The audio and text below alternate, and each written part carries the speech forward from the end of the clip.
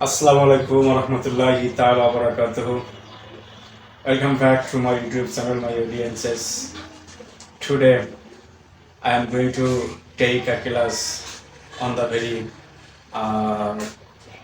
প্রতিশব্দ, that means Bangla যে সমার্থক শব্দগুলো রয়েছে সেগুলোর উপরে একটা অনেকগুলো কথার উপরে মাত্র সামান্য কয়েকটি কথা, সেটা হচ্ছে সূর্য। সূর্য এর প্রতিশব্দ কোনগুলো?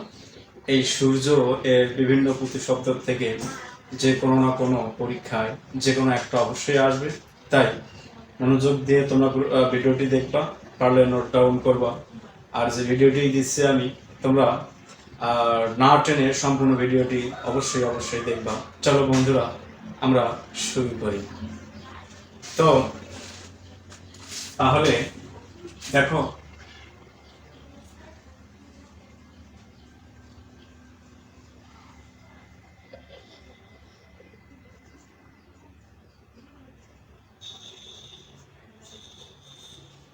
ওকে, ভালো করে লক্ষ্য করো এখানে কি রয়েছে।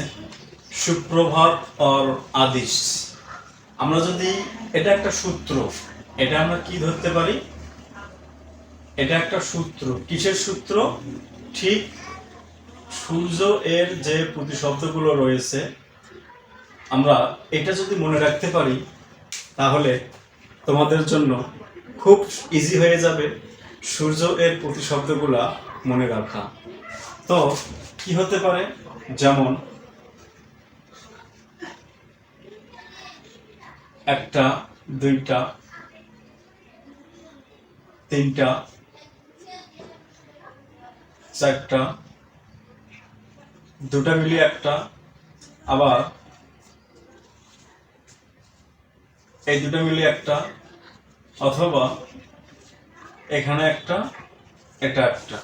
তো তোমরা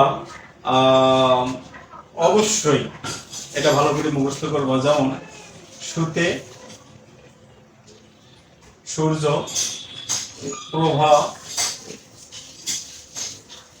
প্রভাকর, তারপরে ভানু, এটা হচ্ছে তপন,